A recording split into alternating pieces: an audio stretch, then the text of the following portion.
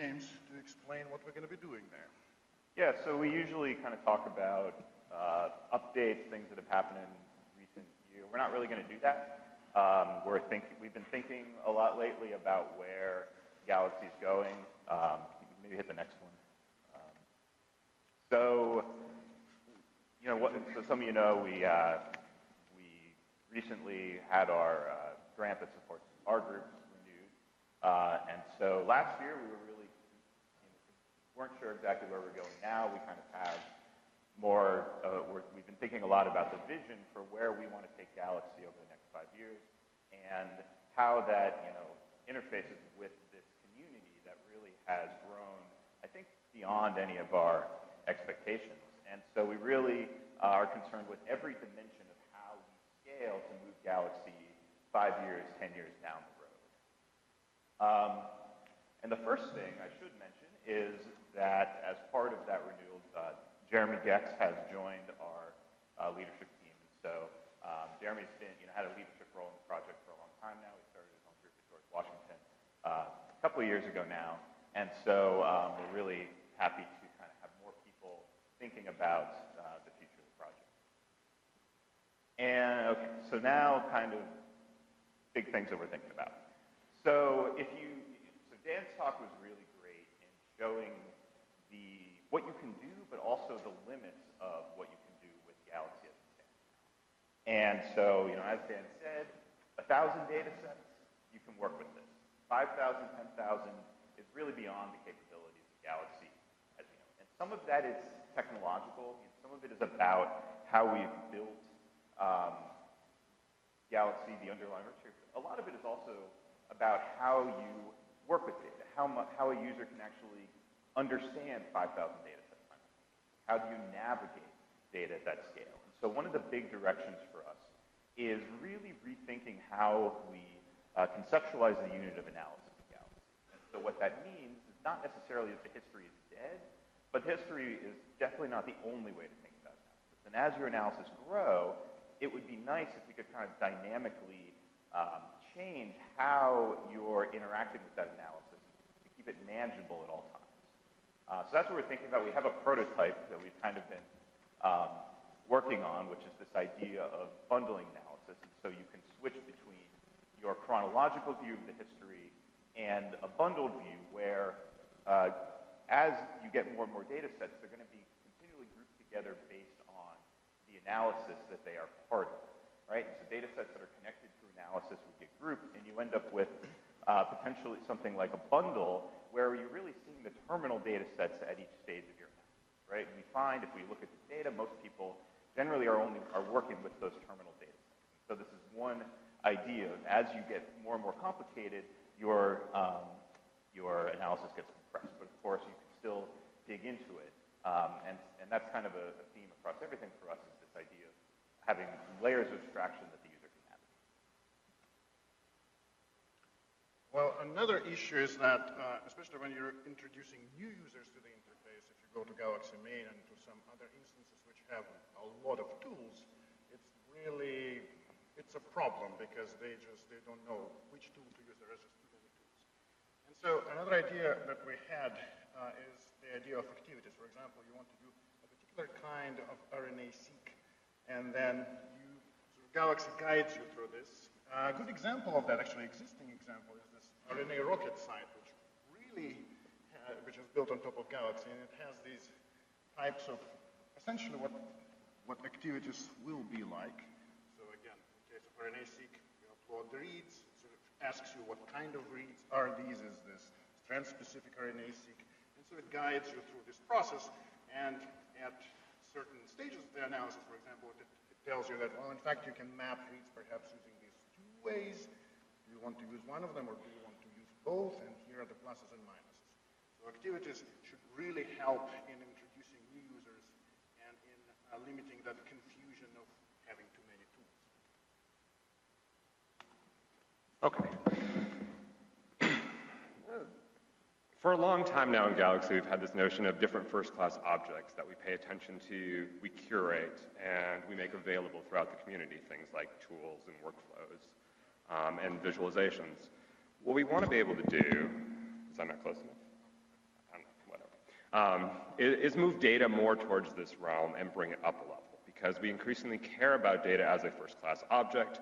So we'd like to attach, for instance, persistent identifiers to these data sets, so that if you're working with a data set in different Galaxy instances, maybe Galaxy knows about the fact that these are the same data sets.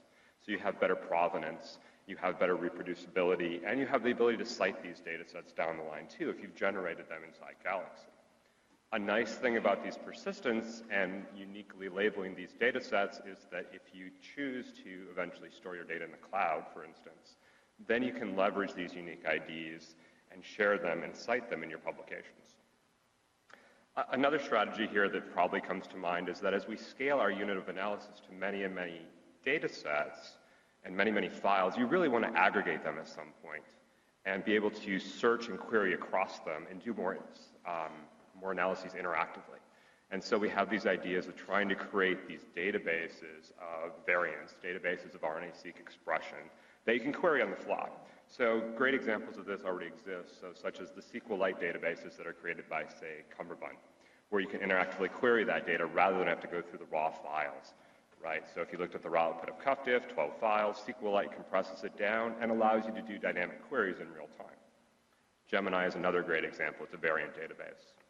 And then the final aspect of our data strategy that we're kind of thinking about is how do we tap into these standards that are becoming increasingly important for making data available? Things like the Global Alliance for Genomic Health, right? How do you take those standards that they've been developing there and leverage them inside Galaxy? Galaxy could be a provider, so if you create a data set and Galaxy can serve up that data, and it can also suck it down from these various points. So we want Galaxy in particular to be able to take advantage of all these other fantastic data schemas that are being developed across not only the genomics community, but really the large data biomedical community.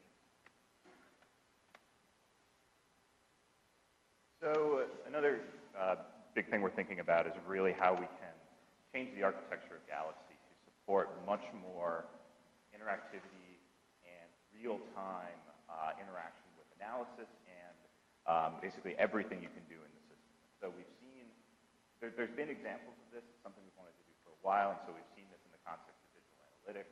We've seen some really fantastic work with Bjorn and Eric's work on Galaxy interactive environments, which really demonstrate the power of this kind of approach, and there's no reason we can't extend these ideas to every aspect of analysis of Galaxy and enable real-time communication with jobs, interaction, partial feedback, sampling, all sorts of things that aren't really there in Galaxy except in limited cases now could become very standard, could become a core component of Galaxy. And this sort of leads to a vision of Galaxy that's fairly stripped down. Galaxy becomes a set of communicating components with well-defined interfaces talking to each other in real time.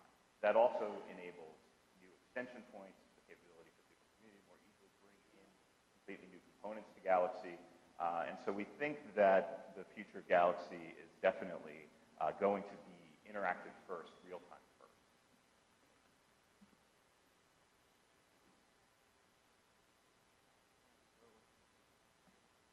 This is a tree.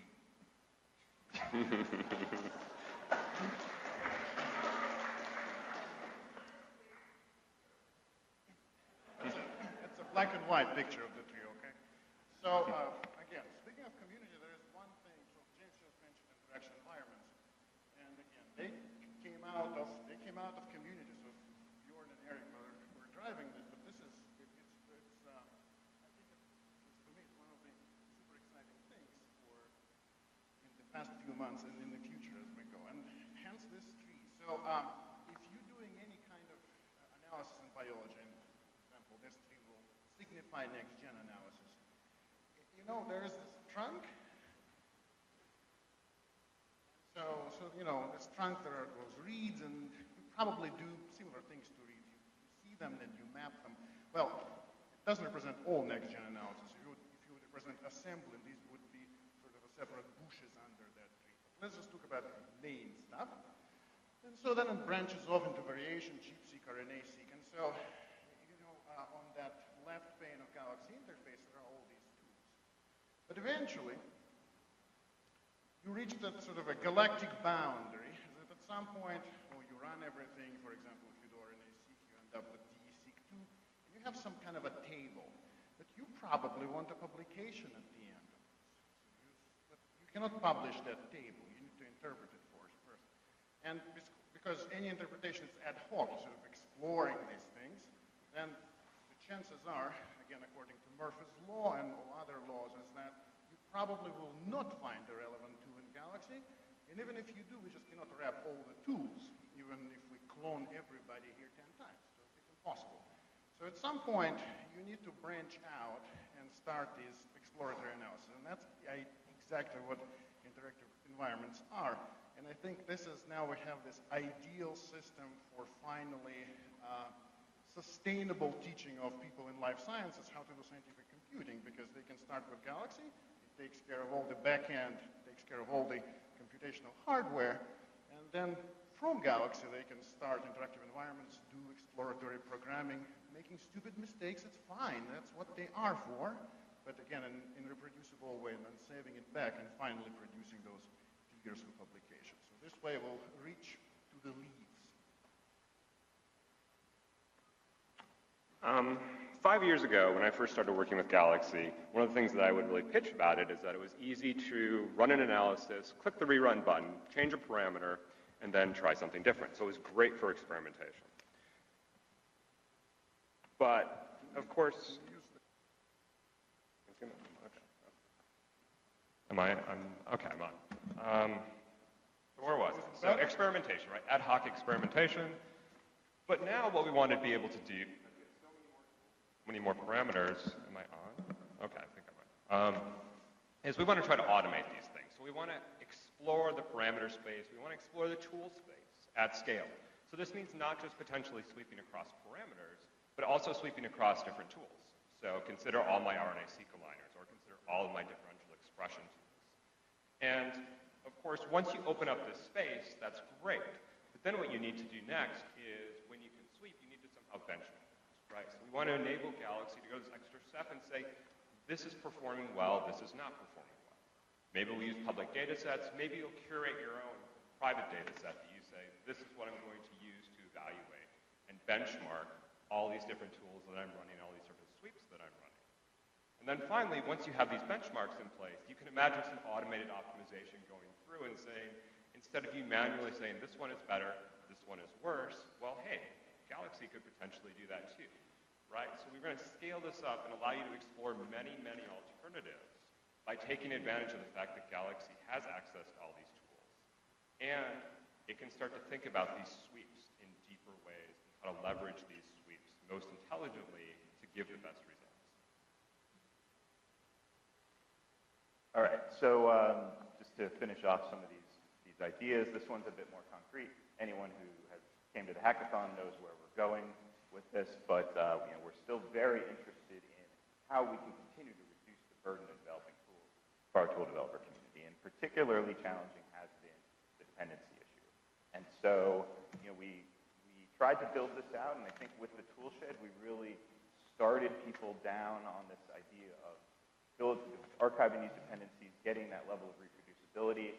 I'm really happy that the community, the broader community outside of Galaxy, has really become more concerned with these ideas, and there's been an incredible amount of work done in various projects to handle this packaging problem. So our plan right now is that we are adopting and participating in the Biocon community for tool dependencies. And so from here on, for tools that go into the tool shed, Con will be used to resolve dependencies. It's substantially easier than the solutions we had before, but provides all the versioning and isolation that we like.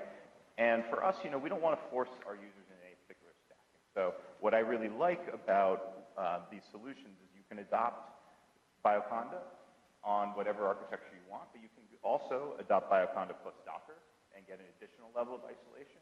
You could add virtual machines to this. And so Galaxy is going to support whatever level of environment control is appropriate for your environment. But we're really excited about what's happening in the community. We're very happy to be able to participate and adopt these tools.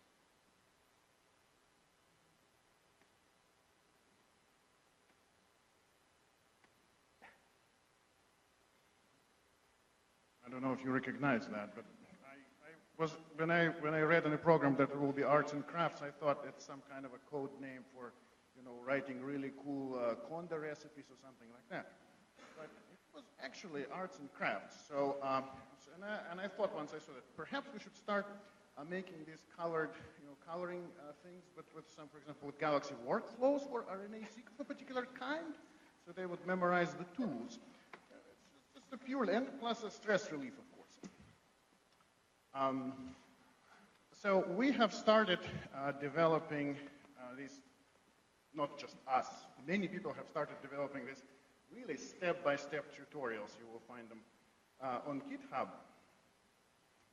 And one of the challenges for us is somehow unifying them. And one of the goals in that regard is we will be rethinking how we maintain and how we build our wiki. So we should expect new wiki, which would integrate many of these resources. One of the big things that happened last year, again with a substantial community involvement, was the interactive tours. If you go to Galaxy Main, there are 3 interactive tours available now, and there is an infrastructure so you can write your own. This is way better than making screencasts, because you know that they are non-maintainable.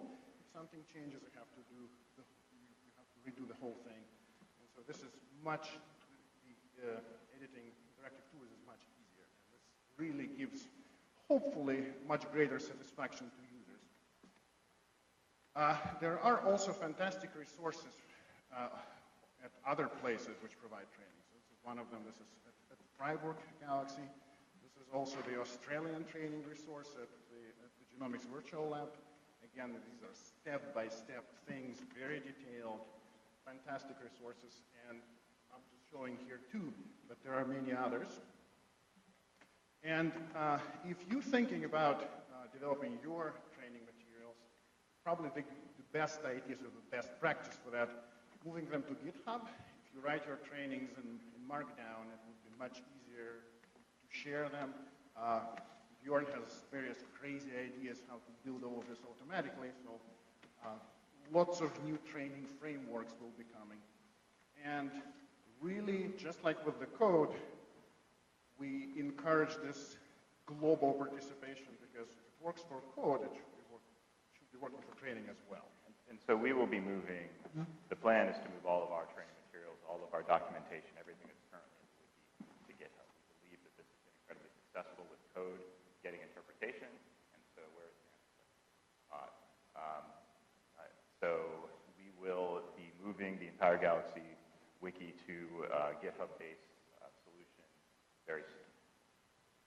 And it's probably best for Dave to describe, but our Galaxy Training Network grew again this year.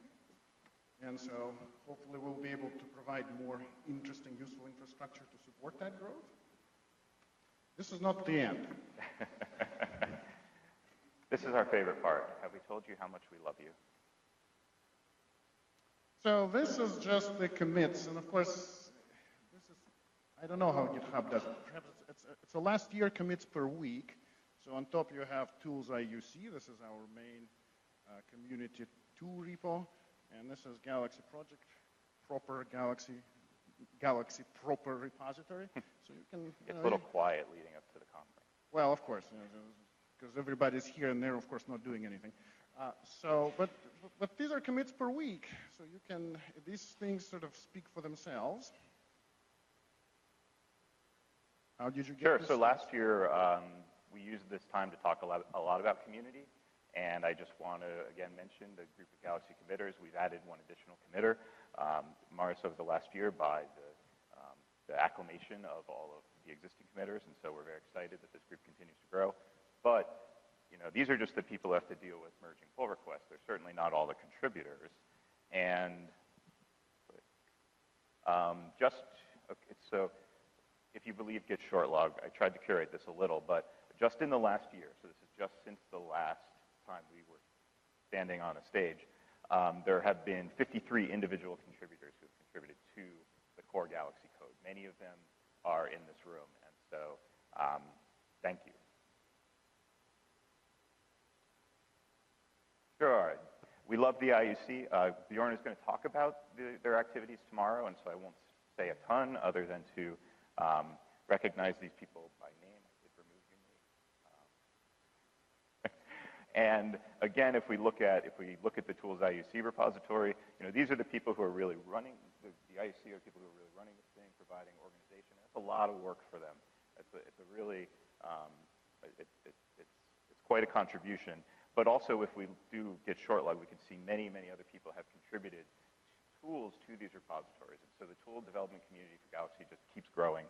The IUC has been hosting hackathons, and that's fantastic. I'm sure Bjorn will talk about all that. So. And for those of you who, for example, thinking of wrapping a new tool, check UIC repository. It might be already wrapped.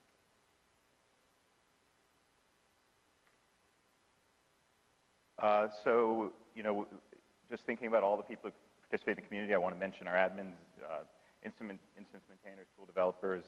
I think we're now at greater than 80 instances. These are public instances of Galaxy around the world that people in this room are providing. And so this is also a really important part of contributing to the Galaxy community, putting Galaxy in front of more people, especially in new domains, pushing the boundaries of how Galaxy works in areas that we never thought of is extremely exciting and important. Yes, there are instances which have nothing to do with biology whatsoever, which is exciting. And maybe last, I can't remember now. I just want one slide mentioning Galaxy Main, especially because we are here at IU, so we've had just fantastic partners in keeping Galaxy Main alive. And this has required a lot of engineering work by many people, both directly on our team and from our partners. And so we're really happy to be able to work with many people involved in the Exceed project, with TAC, with IU, and with Pittsburgh on providing this service to the community. So this year we have 204 attendees, and so since Chicago we were always over 200 people. This is, to us, perfect conference size. This is great. Some of you were here or at this conference, the very first one in 2010. I just wanted a little reminder. So this is from the dark ages, the pre-Dave Clements era, where the closest this is the full extent of our organizational skills. We knew there would be food and coffee and beer. You see, we they're didn't actually have a very good list of talks until the last minute. That's literally the only material we made for that entire meeting is this one page. And so we've come a really long way, and we've come a really long way because we were taken out of control of this thing. And so I want to thank all the people who've contributed to every conference, and especially this one, which has been just amazing. Every year we continue to get, can you go back for just one thing? Every year the conference gets better. And so I want to mention, over here, all the new things, the demos, the posters. These are ideas that came from IU and how to increase the impact of this conference, and it's really fantastic. And so we just have to thank everyone involved, the organizing committee. I'm not going to read all the names, but I will read theirs. So Robert, Carey, Chris, Marilyn, Dave, really fantastic work. And then, hackathon organizers, our scientific committee, except for me, who didn't do anything, all the session moderators and event support, technical support, our many hosts, and also the instructors, and local arrangements and the instructors. And so you see up there like X6, X5. Some people actually taught like 6 training sessions, 5 training sessions. And so you're insane, but thank you. Our sponsors, of course, we always try to keep this conference as affordable as possible, and to a great extent this is because of the sponsors. One of the sponsors here, NIH, funds the project as well. And there are several upcoming events. You already have seen the slides. Nope, this is announced officially, right, Dave? This is the official announcement of this. So we will be doing Galaxy admin training, Salt Lake, November 7th and 11th. That's a new announcement. This is already announced. Yes? Okay. We're also pleased to be able to announce a thing we're not organizing. The Galaxy Australasia meeting. I will probably be there. I'm sure many folks are going to be there, and that's pretty exciting. And then An event that's continuing to happen, a really, really cool event, the Swiss German Galaxy Days, will be in October. And finally, we hope to see you all in Montpellier next year. Very exciting, very exciting. What? It's very exciting. Yes, I don't know. It was, 2017, Anton. because, they always criticize me for being overexcited, so I'm trying to keep myself together. I think that's it. Yeah, that's the last slide. So again, thank you all, and if you have any questions about anything, and including division, we'd love to take questions. If you have something that we need to add to the vision, again, thank you. Yeah, we're looking for community feedback on all of it.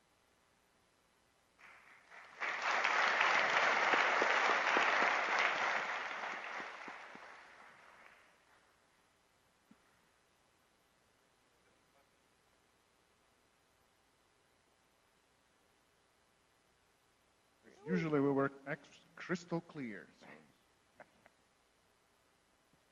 So. Question, I just want to comment. I was in Chicago. I'm not a regular user of Galaxy, but I was in Chicago, and I think that maybe how far it is.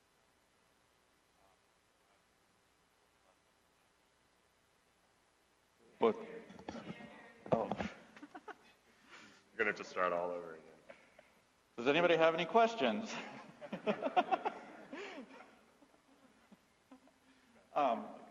So I just said that I was in Chicago. I'm not a regular user of Galaxy, but I was at the Chicago conference, and I'm here at this conference. And I just want to say that everything that's come so far is just amazing.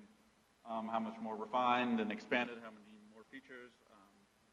It's just great. If nobody else has a question, I will ask one that's over there.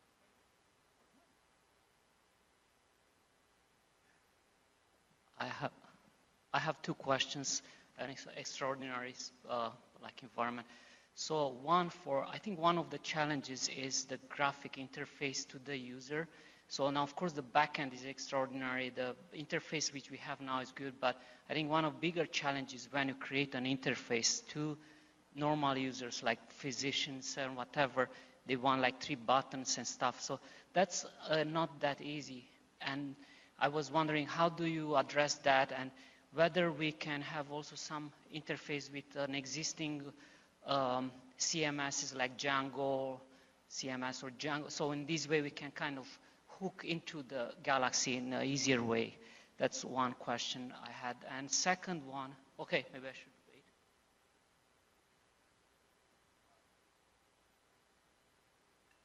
I mean, Galaxy has gotten increasingly, API oriented over the years, and so I think we're very much trying to facilitate interfacing with other systems. And so if the right way to interface with the user is to build a completely different application on a different platform, interfacing with Galaxy via the API, that's great. The APIs are now quite, are kept stable. We're careful about this, and so I think that's a solution.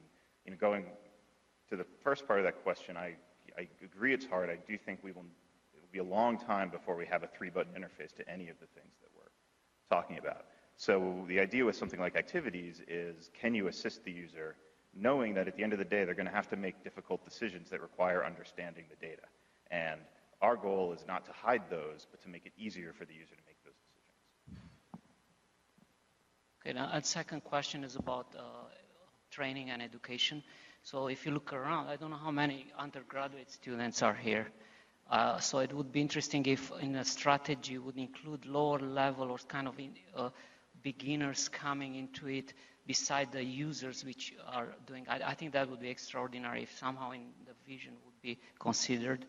And also some regional meetings or alternate years when there is not going to be a meeting in US.